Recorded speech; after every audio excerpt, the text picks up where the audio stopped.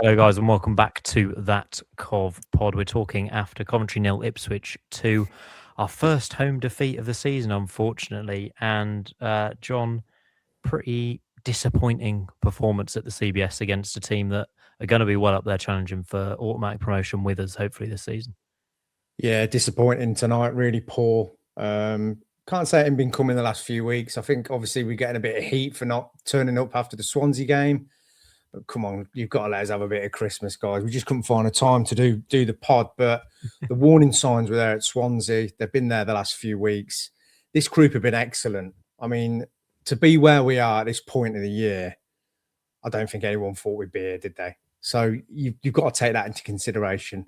Tonight, I thought they were unbelievable, Ipswich. I thought they showed that they've spent millions of pounds on their squad over the last kind of 24 months. I thought Jack Clark was unbelievable. Some player at this level, mate. I thought he was superb tonight. And then we've just got a squad that's smaller. They look fatigued and tired. And when you've got one under par, you can switch them out. When you've got 3, 4, 5, 6 under par, it starts to become a problem. The positive from this, though, for me, is it's come at a time where, yes, we got to bounce down to the valley and get something down there and put performance in a shift in. But now it's going to force a hand. We have to bring 2 or 3 in now to back this squad to go again and get this automatic promotion. It's crucial. But tonight, I thought we were just leggy, fatigued. We didn't feel confident with the ball. There was too many under par performances from me. Nothing stuck up top. Very, very frustrating night at the office tonight. Yeah, disappointing. But I think we can't go too hard on them. Where they are at this point is unbelievable. But like I say, it underlines what we need now. We need loans. We need to cut the signings, and we need to just take the pressure off this group. They've been phenomenal. Absolutely. It's a really good analysis, and obviously we'll jump into the game and stuff. We are again on YouTube. Subscribe to us on there and you can see our faces. Merry Christmas, by the way.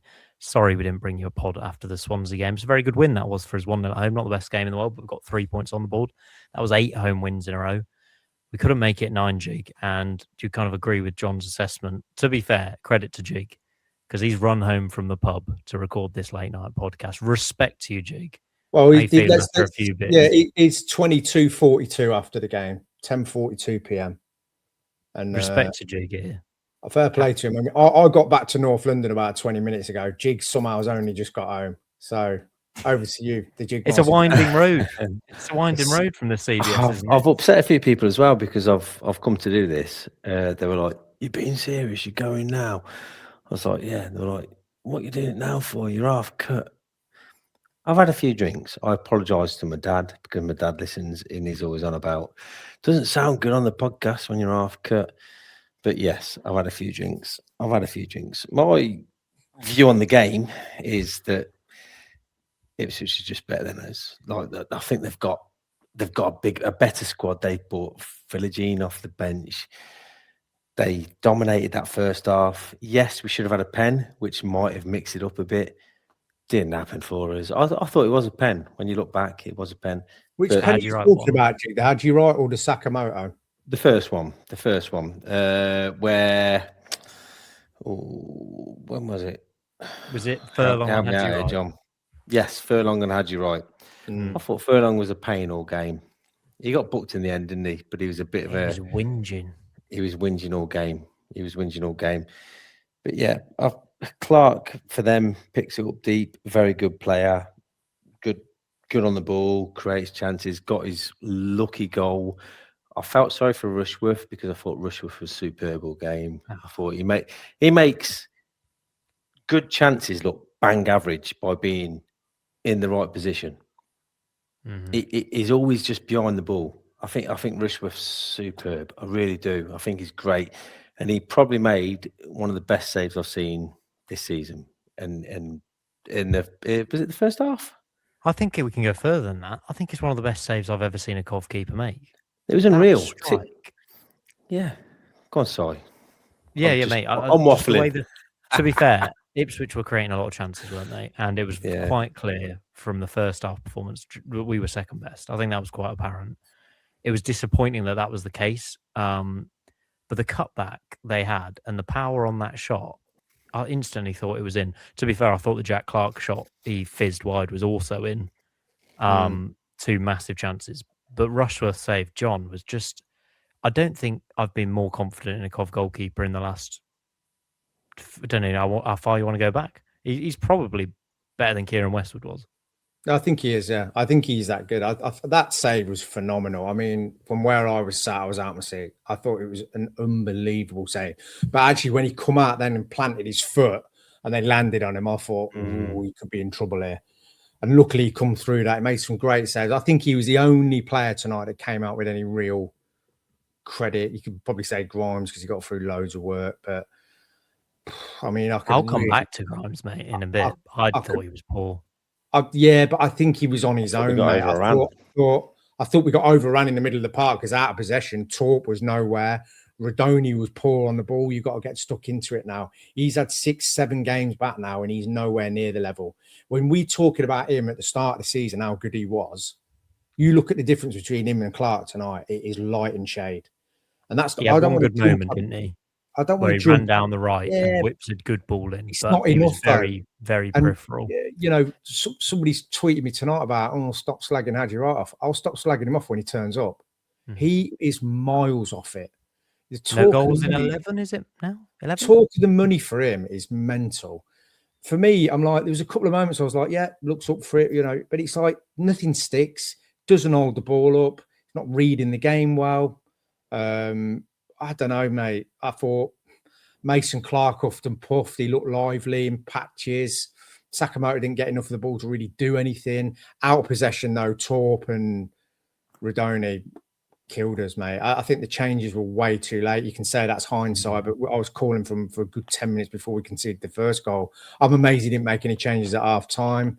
Brow at left back, I think, looks quick, but looked like the adrenaline was like firing through him. He just give his first 3 passes away. If you want to be real about it, you can go through the old squad. I mean, it was miles off. But again, I feel rough on them. I think they look tired. They look leggy. They put a hell of a shift in this first half of the season. And that's why I don't want to dig them out. You've just got to run a line under it. And we've got to go to Charlton now. And we've got to lay a glove on them. They were no mugs when they were down here the other week. No, decent team. But this is a tough run of fixtures we're going through. I think the key point Lampard made was that Ipswich they rotated because they had Philogene on the bench. Both wingers, Jack Clark and Egley. Egley, they spent 17.5 million quid on, by the way. Jack Clark, he was so good today. Nunez, I thought, was pretty class in the middle. How much you bought Jack Clark for? Oh, I think he was 15 million. He was Sunderland's Player of the Year, then went to Ipswich. I think it was about 15 million. Yeah, the squad is a joke. Yeah, he's so good. He's so good. I thought the number 9 was a bit of a handful. Azon, thought he was... I don't think he had too much quality, but he was making it hard for Kitchen and Wolfenden, who, there's another positive I'll pick out. I thought Wolf did all right for the majority of the game in terms of controlling things. Again, difficult to replace Bobby Thomas. Jig, I think it's worth pointing out that Milan was out of position for both goals, bombing on a bit. First goal, ball was chipped into Jack Clark, the area, and Milan had already bombed on and gambled. I think it happened again for the second goal. He's obviously an attacking right back, but Ipswich clearly picked that out. When he goes forward, get the ball in that space. Yeah, I didn't notice Milan as having a complete stinker, to be honest. I know he's been off it a little bit, and I also know that he was coughing his guts up because where we sit in the first half, we were sat right by him, and I constantly seen him coughing, constantly. And I know he's been ill, and I know that he's been saying that he's okay to play, but I don't know if he's completely 100% or not. So, yes, we've seen a better version of Milan, but I don't know if he's at full tilt yet or not. He's such an energetic player. It just seems, again, I said this at Southampton, I know he's saying he wants to play, but we've spent a few million quid on a right back, John, that we've barely seen anything of. Why isn't Kane getting more of a go? Don't know. I think I don't get it. I think obviously they ask questions. Do you feel like you're fit to play? Blah blah blah. He's had this issue now for 3 games. So For me, he offered nothing really offensively. We didn't pin them back at all. Let's be real, though. Clark is exceptional at this level when he's on it.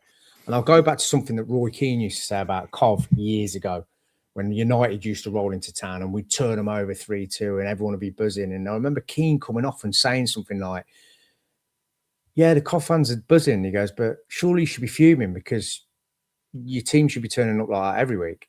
And it really resonated with me at that point. And I think that's kind of the case of Ipswich. If you look at them pound for pound, squad player for squad player across the whole team against us, I think, mate, they've got an unreal side at this level. It's the reason they were favourites for the league, really short price favourites for the league.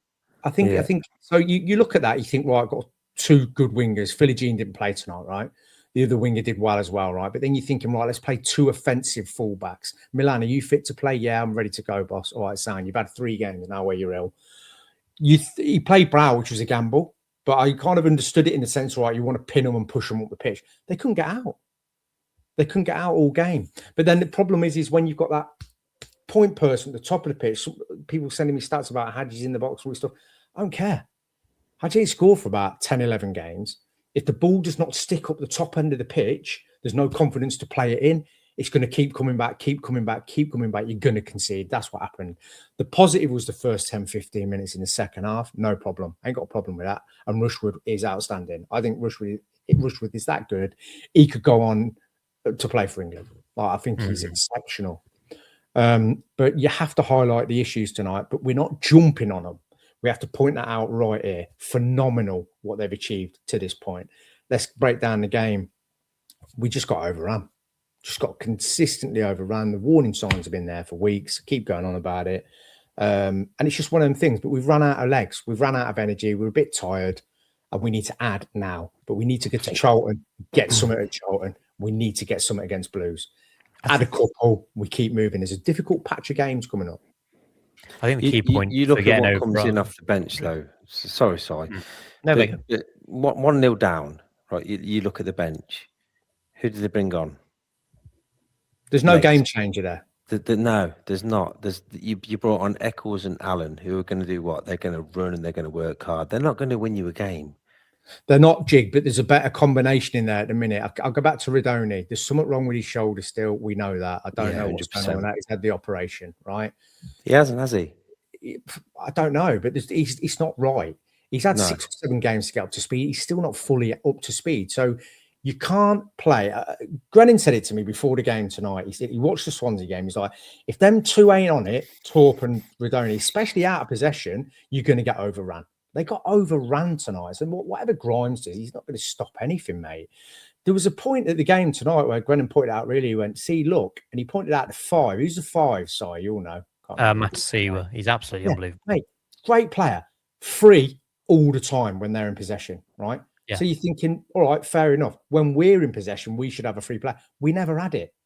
The ball never stuck up top. The out ball to Mason Clark was kind of the only option. Tats didn't really offer anything.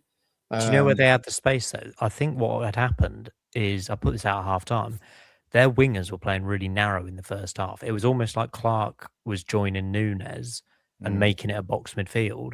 And we didn't pick up on the fact they had so many runners in midfield and so many options in midfield at any point. It was almost like it was Grimes against the rest of them. And I love Grimes. He's been the best signing we made in years.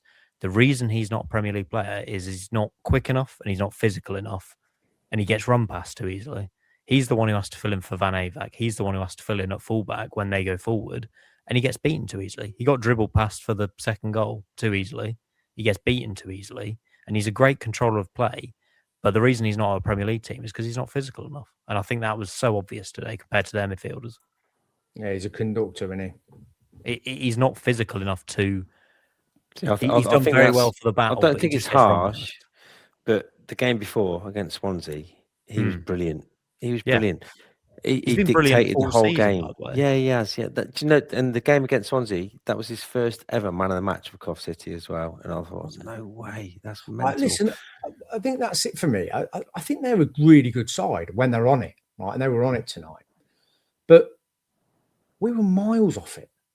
That's my problem. We made them look way better than they are, but that's down to tired legs. You know, a nugget for Frank's thoughts here now. He's like, should we have got Bamford in?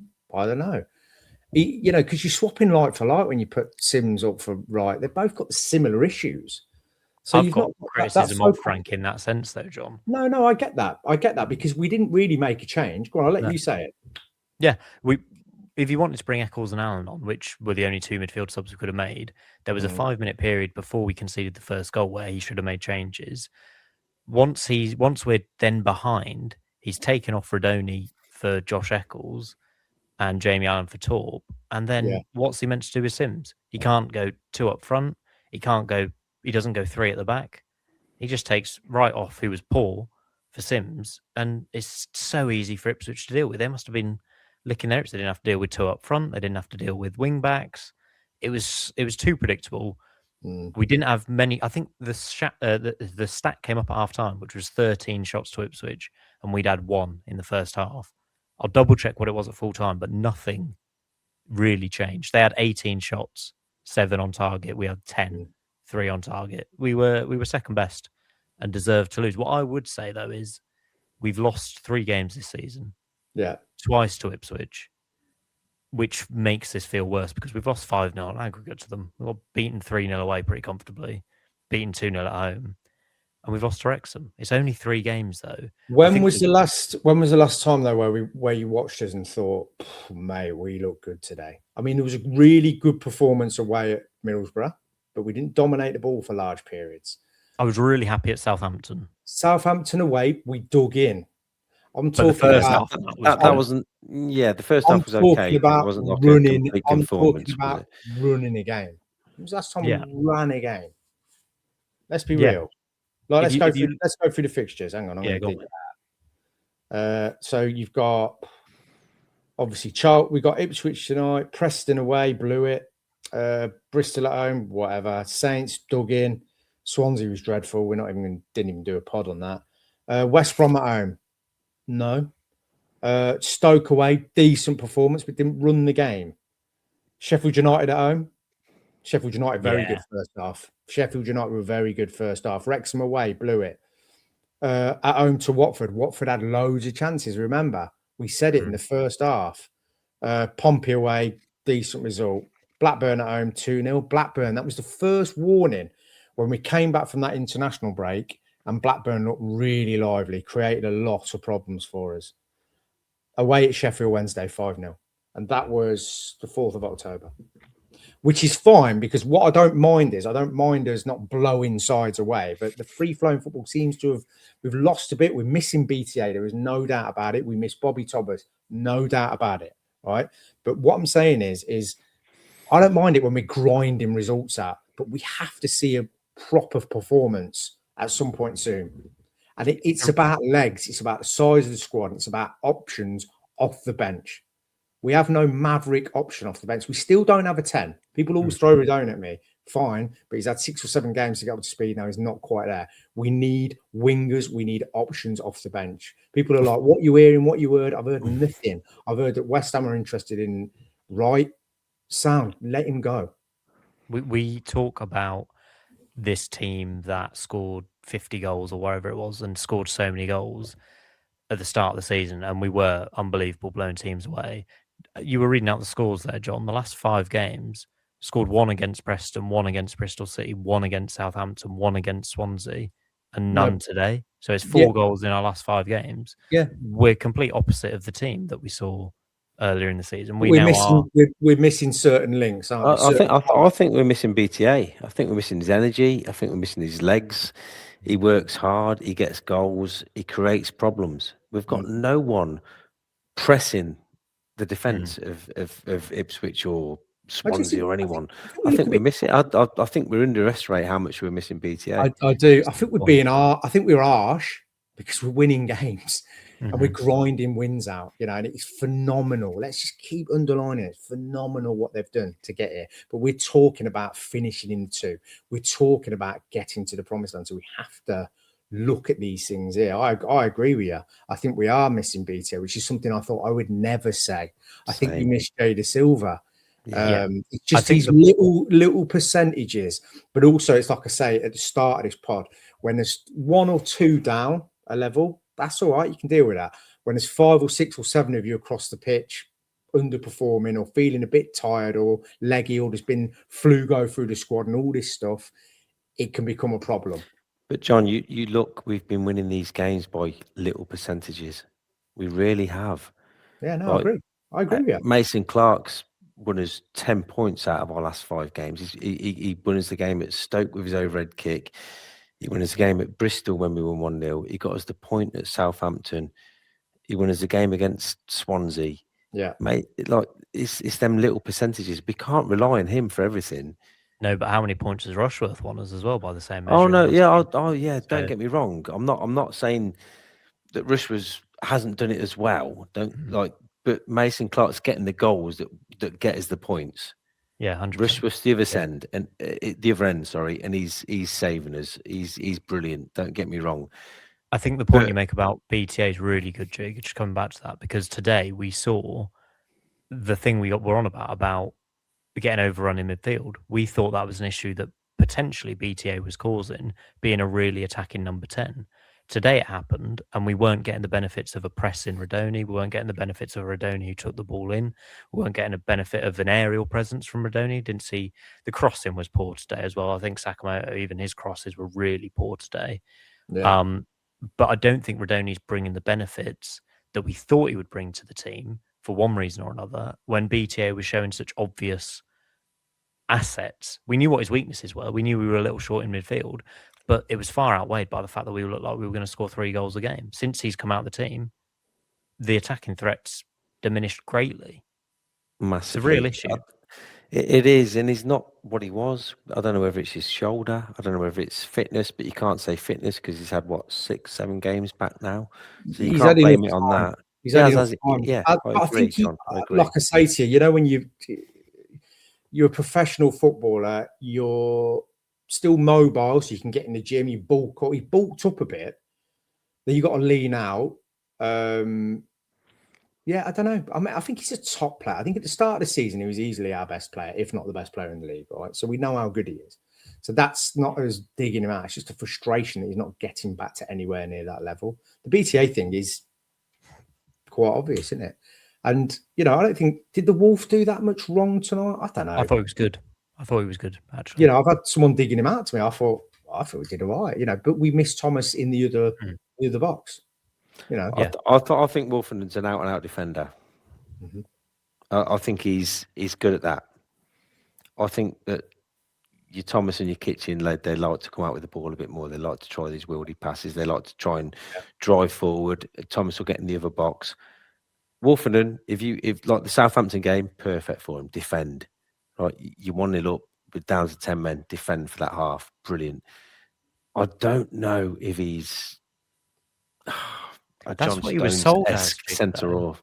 Sorry, that's what he was sold as from Ipswich fans. Really, he was sold to me by Ipswich fans as someone who was almost too calm on the ball, someone who didn't mind having it, someone who would get the team moving.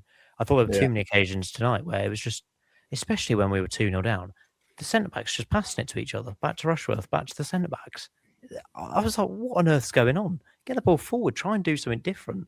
But again, it's about hitting people. It's about you got one sitting and 2. You got 2 wingers. Who's showing? Mm-hmm. There was a point in the first half where Mason Clark got the ball out wide left, and I'm sat bang on the halfway line, and I'm looking at the passage of play, and you got Mason Clark on the left hand side, and you've got Wright in the middle. Rather than Wright moving to an angle to come and receive, or burst into a pocket, or go into a channel, he stands behind the guy. The only place Mason Clark can't pass the ball to, and it doesn't move. So what is that? Like, it's basics. It's almost like we skipped elements of coaching. Like, I don't understand. That's such a basic thing to me. It's like, move, show, have an angle. Like, that's the problem there. So if them 4 in front of you are not moving, and the forward's not a pin who can receive the ball, bring others into play, or burst into an area and open space for people to move into, it's going to keep coming back. And that was the problem. And if your fullbacks can't get forward, you're going to get pinned. They're going to have the spare one in the middle of the park constantly all game. and then Clark's just going to grow into it. The first goal had to be a goal like that. How else was Rushworth going to get beaten? Did you see there was a key moment which I think almost turned the tide of the game? We'd started really well in the start of the second half, 15 minutes, 10, 15 minutes. Looked Created right. chances. There was the Torp shot. Torp had a great chance there. That's Yeah. 12, 15 yards out. Trying to slide it into the corner when the box is full. Put your foot through the ball. That was Hadji's best moment as well prior to that, where he picked the ball up and ran with, and then had the shot with his left foot, slightly deflected. Keeper didn't quite deal with it. It was better because he drove at them. Yeah. It wasn't a great strike again, though. Keep talking about it. It was the best part of his game, though, wasn't it? Agreed. Yeah. But then the key moment, which I think was the slight turning point where Ipswich got on top and the crowd went a bit down, was when we were trying to play out from the back and Grimes plays a really loose ball into the right-hand side, intercepted, and that Azon has a shot which Rushworth does really well to tip wide of the post. But from that moment, Ipswich had 5-10 minutes where they just put the pressure on and then they got the goal. And I just thought it was a really key moment where we'd started strongly and then there was almost nerves because we'd lost the ball in such a key position trying to play out from the back. I'm not necessarily blaming Grimes for it, but it was poor from him. And I just think that was a moment where I don't know. I don't know if the crowd could have been slightly more supportive of the players in that moment, or if it was just one of them where Ipswich realised, right, these aren't that. What are we doing? These aren't as good as they think they are. Let's get on to them. And then from that point, we didn't stand a chance, really. But the goal, you're right, John, was lucky. It was fortunate. Of course it was, but we've lost confidence in possession. Yeah. And that is like not having the confidence to fire it into someone or not being brave enough to carry the ball or I don't know. I mean, they were good pressing side, but we just don't seem to tonight, especially in Swansea. Look, I have to hold my hands up. I went to the Panto down in Southend to watch Ryland. I did that for my little girl, right? I chose that over the Mighty Sky Blues, and I would do it 10 times over for my kid. How was Ryland? He was absolutely phenomenal, I've got to say. 10 out of 10 performance, Panto. But I didn't see any of the game, but all I was getting was texts like, oh, we've been dreadful today. So I think I dodged one there, to be fair. But we got the win. The Swansea game, I felt like that they're the type of games you have to win. Yeah, but we ground it out, and I'm sound with that. We ground it out. No yeah. Good technical side, But again, are we putting loads of passages of play together where I'm like out my feet or like excited? I'm not seeing it so much at the minute. I think Ipswich are good, mate. I really do. Fine. No doubt about it. And they should be. I think it's a fair result as well, to be honest. They should be top of the league. Yeah. I also think that we're not as good as we think we are, but we're not as.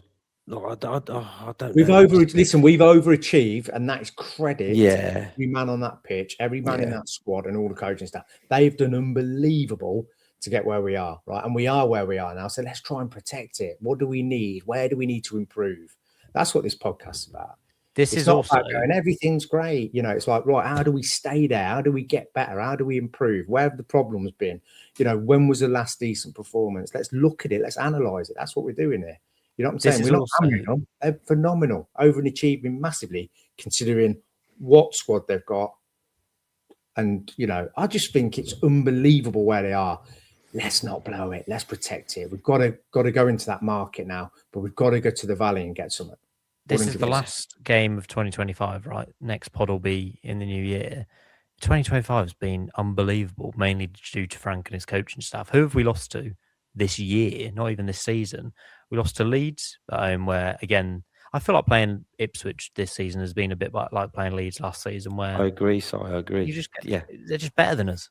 Yeah. You just kind of hold your hands up and you're like, okay, yeah. That first half was like just so dominating. Yeah. Like, but we've also, the point I'll come to make is that we've played Ipswich twice now and we're 10 points ahead of them in the league. Yeah. We've lost 5-0 on aggregate to them. We're 10 points ahead of them in the league. That is incredible. That is some going. Even if we don't finish first, we've got a massive advantage over them still, and we've come through quite a difficult run of fixtures. We've lost to Leeds this season. We lost to Burnley at home. We lost to Sunderland in the playoffs. We lost to Ipswich in the FA Cup. Let's not forget, this was Ipswich's 5th win in a row against us. I saw that stat come against us, so we can never beat them. Sorry, how much did they spend when they went Wrexham, up?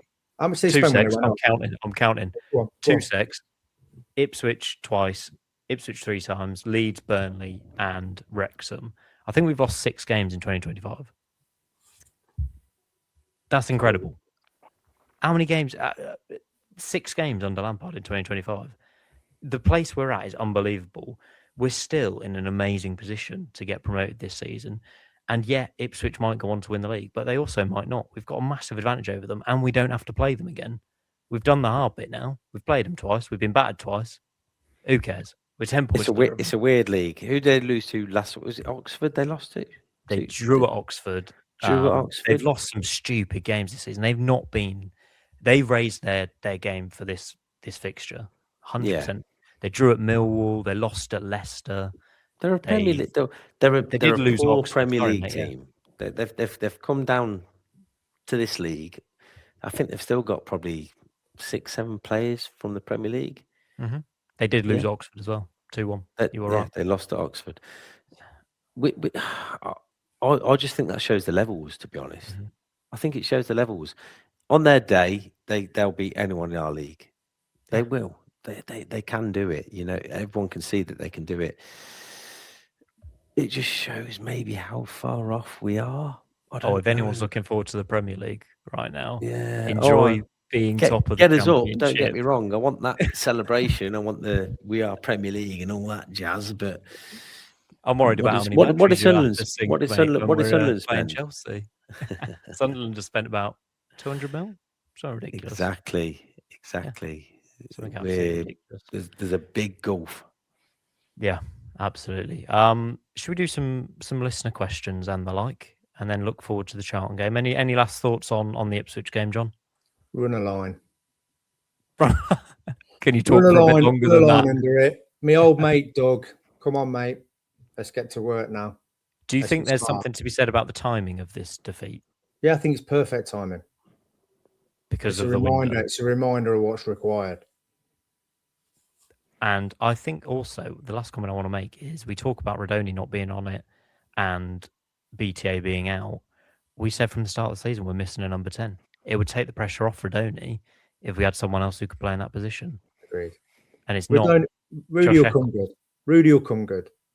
Yeah, Rudy absolutely. will come good. But yeah, we do need that. And there's rumours of lads from Chelsea and all this stuff. But let's see. But it's a good reminder of what's required at a good time. Absolutely. We'll do some listener questions now. Thanks for sending them in, even though we've lost a game. Kolsky says, when do you think we'll make our first signing? Crying out for something different, hoping we can get someone in at the start of the window. No plan B tonight with BTA injured. Subs were 15 minutes too late, but not sure we had the quality to compete anyway.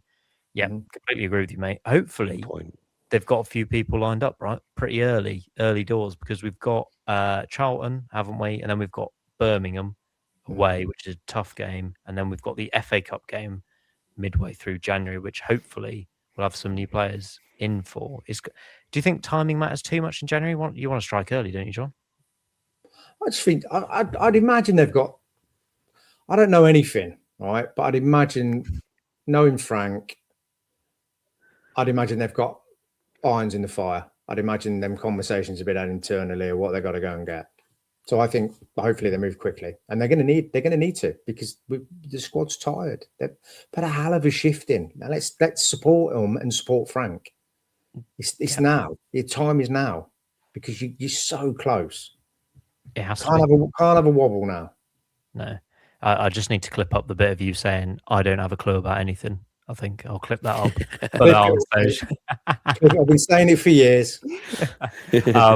Tom makes a good point, Jig. He said with Ipswich, we don't want to talk about Ipswich too much, but we've been very impressed with them. Is it not just a case of them having our number? Can we now draw a line under it and move on? It's much more important that we put in 2 bigger performances against teams we should be putting to the sword, in my opinion. Yep, I completely agree with him. Some teams have your number, don't they? We have our number over teams. Teams have their number over us. Swansea was one of them, and we beat them. We were 9 without a win against them. Is that right? There was some stat where we hadn't beat them over X amount of years, and it was Preston. 9 fixtures. Preston, another one, and we still haven't beat them away. Teams have your number. Ipswich, They've had our number this season. We just, like John said, draw a line under it, move on. Good side. They ain't got a problem with They it. are a good team. They are a good team. Very good team. No problem with it. I get more annoyed when we lose games. I was more impressed with Ipswich on both fixtures than Southampton, and they're both relegation fodder from the Premier League, right? Southampton, to me, they're nowhere near. They're nothing like Ipswich are. But that's why the door's open for us, Jig, this season. Southampton and Leicester aren't near the automatic places. No, Ipswich are, fair enough. But we're right up there. We are up there. We're number one right now. Johnny says, totally outclassed for the first time this season. Should we be worried? John, you can answer that one quickly. No, I don't think we're worried. I think it's one game. You know what I mean? We're top of the pile. If we get worried, that'll feed onto the pitch.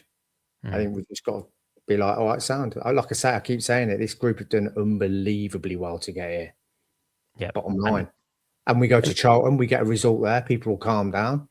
Then we go to Blues. You know what I mean? We just got to regroup. We've got to find a way of rejigging this side slightly and giving some of these key players a bit of rest. You know what I mean? Yeah, I agree with you then. I agree with you.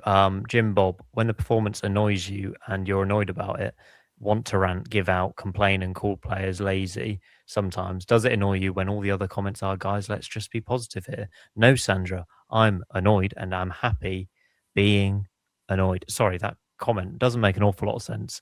No, I get it. I get it. Can you translate that? Yeah. Basically, he wants to rant. He wants to rant. Like Jig, in it. It's like somebody who's like me. Like they do want to moan about it because it weren't good enough. And it's like we've got loads of people going, you know, lots of know-it-alls on there saying, be positive. And it's like, no, sometimes you want to have a moan. That's what you go for. You spend your money to have a little bit of a gripe and a moan. Worked all week. You know what I mean? That's the kind of crack I get from that. He's fed up. He's had enough. Good stuff. Thought they were crap tonight. That's it. Jig, am I right? Wrong? I think you're right, mate. Yeah. And I can't blame him either. I sometimes feel like these midwinter fixtures at 6 p.m. on a Monday night. What a stupid kickoff time. On a stupid kickoff time. They don't bode well for some of our players. They don't bode well for a lot of things. But you've also got, I think, the other team are in the same boat. So I don't know. I might be off the scale here, but I went to a Hadji Wright and Ellis Sims night, and Hadji Wright even said, I like a 3 p.m. Saturday kickoff at the CBS. I don't like an evening game. I don't like a midweek game. I don't like this.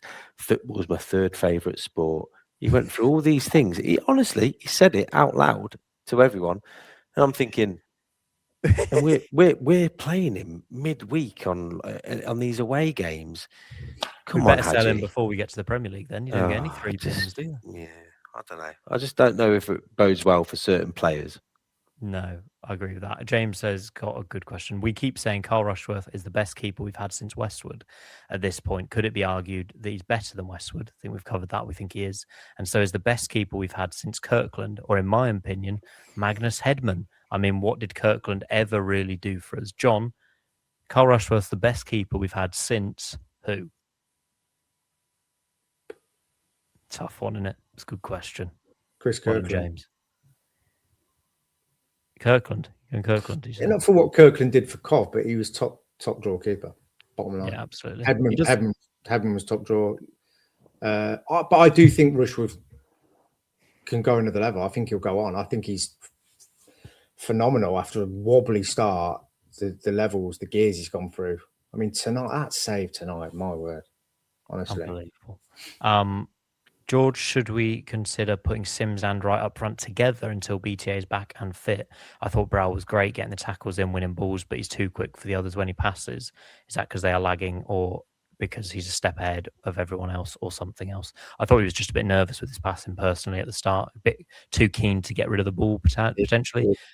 The adrenaline was flowing, wasn't it? A bit too keen to run at them as well, I think, for Brow point of view. Jig, we tried two up front, did we? At the start, Lampard's round with BTA and Sims. Is it worth us trying to go two up front, or do we just need to keep plugging away with this 4-2-3-1? What would you say? I don't want to knee jerk to our first defeat for a long while, but like you said, we had two up front, and that was the start of our run of the previous 9 in 10 or whatever it was. We had two up front of that whole run of BTA and Sims. When we were away, John, at Millwall, that was that setup, wasn't it? It was two up front, and they went for it mainly because of injuries, and it's what they had to deal with. Whether you have to go that way again, I don't know. That's up to Super Frank. It's what he gets paid the big bucks for. Mm-hmm. Absolutely. Gaz, really good point. Keep calm. Remember when we beat champions-elect Fulham 4-1 at home and 3-1 away? There's always that one team that have your number, and let's be honest, Ipswich have some squad at their disposal. We're very calm and reasoned to take that. I forgot about those games against Fulham. Absolutely love those wins. Yeah, quite like it's that. just one. A few years ago, though. Yeah, got a few years ago, isn't it? J-Lo, here you go, Jig. Was that Grimes' worst performance in a Cov shirt so far? Hashtag Crimes Against Grimes. We're back, baby. We are back. I don't think it was. I think he was probably the best midfielder out of all three of them. I thought Torp was awful, and I thought Radoni had a 10, 15 minutes at the start, and then just completely disappeared. I think Radoni's getting away with a lot at the minute. I really do. Don't get me wrong. He's amazing. We know he can be amazing, but I don't know whether because he's back and he's apparently fit and he's okay to play, you're chucking him in to accommodate him or not. He's not comfortable. It's not fitness because he's had 6-7 games. Is it his shoulder? I don't know. There's something subconsciously there with him where he's not at it. He's not constantly at it. He's not picking it up down on the wings. He's not got his little tricky feet. He's not running. He's not covering anywhere near the ground he was covering before he had his last injury. Yeah, he's not running. The aerial threat is weird as well. It's gone. He's not running games. He's not getting. No, he's not. No, not turning sides round. But I don't want to get on him either. I mean, he's a great player for us. You know what I mean? And he's struggling at the minute. I think, but there's a few under par, aren't there? So I want to see him score a header from a Sakamoto cross. That's what I want to see more than anything, because that worked so many times for us last season. We put it right down at the valley. Yeah, absolutely. This is a good final point from Shah. She put, why can our fans not understand that the players are largely acting under instructions from Lampard, especially that pressing their keeper when he simply has the ball would result in being played around? There was a lot of frustration around the ground, wasn't there, with Wright and Radoni standing off the keeper when he just had the ball at his feet. And I think that happened a couple of occasions from what I could see. It's just a bit of a weird one that the fans are I understand it, though. The fans want to see pressing and the ball being moved, but it just seemed like Lampard's clearly instructing them to stay off a bit so they don't get played round. Jig, thoughts? Yeah. You're not happy about it, are you? No, I don't. It's difficult, isn't it? Because I feel like this is like every week we go on about how do you write. This podcast always brings up how do you write, right? Mm-hmm. But I'm not going to jump on him. But I will say there's stuff that the basics he just doesn't do. He doesn't do. If you're a lone striker, you have to press, you have to close, you have to rush the keeper, you have to do these things. If you're watching, if you're the striker up there and we're defending, follow the play. Follow the play. If it's coming out to the right and it's cleared down that line, you have to be there. The ball's not going anywhere else. And you look at him and he's over the other side of the pitch or he's in the middle. And you're thinking, it's just going to come straight back. He's the man. Any striker, him, Sims, anyone that's up there has to hold that ball up. They have to take pressure off the defence. They have to bring the midfield into play. They have to. And he's just not doing the basics of football as a striker.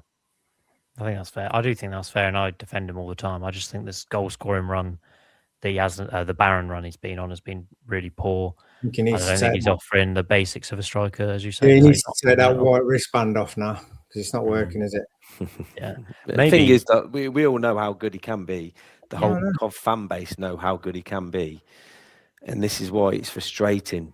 I'll be real with you though, Jig. Well, the last time I seen it, where I was like, "Wow," was Sunderland. Sunderland, yeah, in the When was that? Yeah. 8-9 months ago. Yep. Yeah. Well, he was on 8 goals this season from about 12, 13 games. He had a few taps. Because we're 10 games on and he hasn't scored. He was stealing goals on the line and stuff, weren't he? There's no real like dominating performance that you'll look back on and say, had you bossed that game. Yeah, that's fair. Do you know what I mean? You can say it about a lot of other players. You can say Sakamoto's bossed the game away at Wrexham. Sakamoto, unbelievable all game. Mason Clark's bossed a few games recently. Sims away at Middlesbrough, superb. He's had a couple of good performances, Sims, and you can put names. You can put names of players on them games. I can't really think of any had you right games. No, I think that's absolutely fair. Scott, last listener question, says everyone needs to chill out, look at it. He's put a picture of the table up. There you are, lads. We're 10 points clear of third place Ipswich. We're 8 points clear of second place Middlesbrough. It's a great gap, and also we're over the halfway stage of the season now. 24 games played. My question is, why is Frank so hesitant to change things about? We've only gone 3 at the back on a couple of occasions, never, for example, 2 up top when we're chasing games. John, I was a bit surprised to see him not go 3 at the back at half time, or even on 60 minutes when we were. I don't know. We did well in the first 15 minutes after half time, but again, we didn't change it at any point, and that's my one criticism of Frank's day. I think taking Radoni off was probably the right decision, but putting Allen and Eccles on almost limited the changes we could make in terms of formation. I just think they were dead on their feet, though, them two. But we've got Kane to bring on. We've got I don't know. Andrews, Sims is he on the bench? earlier. Andrews. I don't get the Andrews thing. I like Andrews. Yeah, we could have put Bidwell on. I don't think they thought they were going to. I don't think they thought they were going to concede a second. I think they could have. I think they felt that they could have nicked a draw maybe at that point. Put them two in there, block it, close the game down a little bit, contain the midfield a bit, and then try and nick a couple of chances. Well, it didn't work out, did it? That's hindsight. Like I say to you, got to run a line. Got to run a line. It was just one of them sides, mate. Really, really good sides. You got battered. End of. Absolutely. Happened. Tom says there's rightly going to be a lot of negative questions, but I'd like to ask, what is your boldest prediction for Cov in 2026?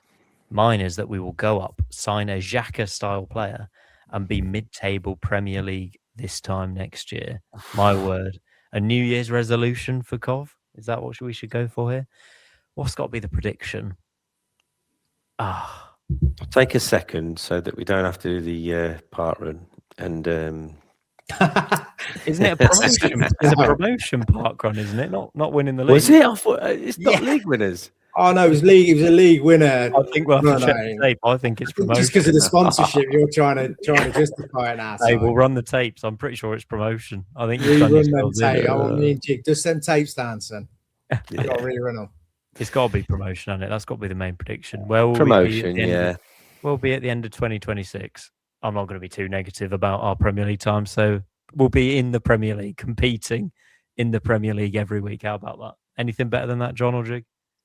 No, that's the end goal, isn't it? Get to the Premier League, establish yourselves in the Premier League. We'll have spent over £20 million on one player next year. If we go 2026, we'll break our record signing by quite a few million. We'll spend over £20 million on one player. There's a prospect. That's a good little prediction. Right. Charlton, New Year's Day.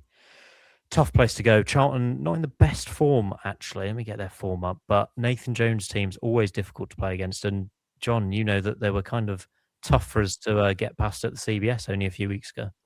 Yeah, good side. Got pace down them wings. All about the fullbacks again. Got to get high. Middle of the park, out of possession, have to work harder. Let's break the game up and get on the front foot. Mason Clark. All about Mason Clark. Tat Sakamoto. I need a performance out of him from you. I know you had a good night out in Dublin, and I know you struggled in training the next few days. I'm watching you. That was a bit Brian Clough of you, wasn't it? Sounded a bit Brian Clough there. I'm watching. I know them baby Guinnesses were flowing. Young man. Charlton, by the way, lost to Portsmouth away today. They also lost to Norwich away. So on the back of 2 defeats here, at home they are slightly improved, but only 1 win in their last 5 games. In relegation trouble, I don't know. They've got Lieburn, who's a big threat up front, and a few players we're familiar with. Amari Bell, James Breeze, decent right back, and Tyrese Campbell is absolutely rapid. He was very dangerous at the CBS, but can we bounce back with a win, Jake? I think it will be tougher than what we're expecting, to be honest. I thought they were good at the CBS, and yes, we got the result. But I just think it was not the rub of the green. Our chances felt to us better than what their chances felt to them, and that was it. Yes, but yeah, I'm hoping we can go there. I'm hoping we can put in a better performance than what we did today, because today, let's just, like John said, draw a line under it. A 1-0 win, horrible 1-0 win. Nice. Would you name the same team? It looks like Bobby's going to be out for a little bit. Rumours of a calf strain, right, John? Rather than an illness. It looks like he's going to be out for a bit. So would you name the same team? I thought he'd been done for drink driving. That's the next room I've been hearing. I mean, absolute nonsense. He's got a calf injury. That's what I know. Would you keep the same lineup then from the off here? You'd say they're a bit tired. Would you keep Brow at left back? Would you play Tats and Ephron from the start? Would you maybe start Sims? I'd start Sims. I'd start Sims, and I would start Torp or Redoni and one of the probably Eccles. I'd put Eccles in there. I'd put Sims up front, and I think I'd put Bidwell at left back as well, which is something I don't really think I thought I'd say. But actually, I think Bidwell was one of the standouts against Swansea. I think it was a bit harsh that he was dropped after a clean sheet. So I'd bring Bidwell in. John, score prediction, please. And we need to make note of these because I think we all said we might beat Ipswich. I can't even remember what our predictions were. John, what's your score prediction for Charlton? 2-1 Cov. Jig, what was yours again? 1-0. We'll go for a 1-1 draw. Get off that fence. I don't know. It's interesting that we're not predicting many goals again. We seem a bit calmer now in terms of our attack and creating chances. None of us predicting many goals. Right. Any final thoughts? I think we've covered everything. Thanks for this late night recording, lads. It's nearly ticking on midnight. I'll get this out tomorrow morning for the listeners. Do you know what? 23:48. You can't even have a tea at this point, lads. I've got so much. I've done the CBS Arena tour. Yeah. And it was superb. I thought you were going to say you had got so many empty cans of Madry around your feet after this. Bottle of Highland Spring here, mate. That's what we drink. 2 little 2 litre. Go on. Yeah. Are you on commission for the CBS Arena tour? I'm not on commission for it, but I would advise any Cov City fan who loves Cov to go on this CBS Arena tour, and I hopefully won't spoil too much with what I've got to tell you. Give us a little taste. Give us some then. Are you ready? Are you ready for this? Give us a little something. If you book a hotel room at the CBS in the Hilton, roomside pitch, check the small print because you get kicked out of your room at 9 a.m. on a match day. 9 a.m. for a 3 p.m. kickoff. Sorry, is this the gem from the CBS Arena tour? No, I'm going more. More. They mow the lawn at 1 a.m. in the morning as well. Yes. My word. Yep. The home and away benches used to be the other way around. I think I knew that. Did you know that? Do you know why they changed? And do you know who changed it? Was it something to do with wasps? Ken DeLue. He dropped his tanning bits all over, I don't know. Chris Coleman. Oh, why did he change it? Bad luck? No, because where the home benches are now is the closest side to the linesman, and he wanted to be in the linesman's ear. And I think that's brilliant. That's like little tactical things, isn't it? It didn't work for him, did it? Didn't work for him. He got the sack. The benches themselves, home benches, heated. Nice. Away benches, not heated. Okay, very good. Jig, I think we might have to do one more fact before we spoil the entire tour. I've got so many more. Otherwise, the club will be on to us saying we're spoiling their tour. No, so maybe... I asked him and he said it's okay. Okay, go on then, mate. You crack Mark on. O'Shea was like, "Yep, no, go for it, mate." Jig's come straight from the pub, so he's come now straight rolling from the pub. I've got a lot of boring facts for you, so I'll just roll them out right now. Come on. Okay. The away John, we could log off there. Sorry, mate. We could log off there and just lead into it. Go on. They got moved further away so that the away players, they now have to walk further to the tunnel than the home. And it's right by the kitchen. So the kitchen pumps the smell of the food they cook as the away players are in there to make them hungry. How good's that? I love these little wins.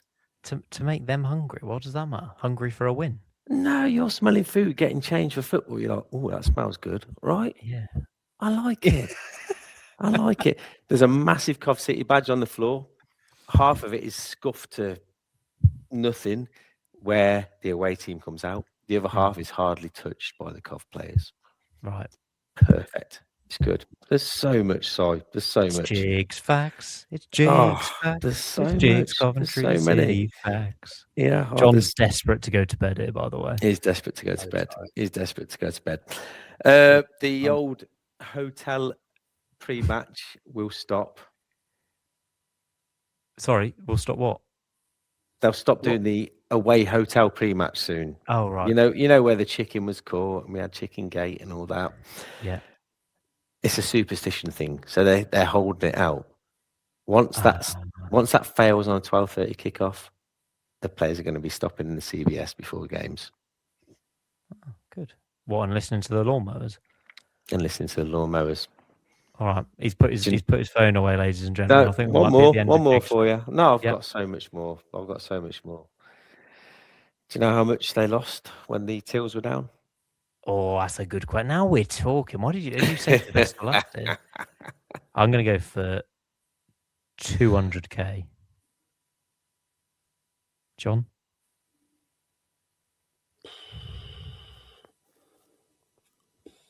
$320. Simon has got it on the nose. Oh. Simon's nose. 200k. Do you know why? I don't know. The internet went down. Go on. I don't know if I should be saying this.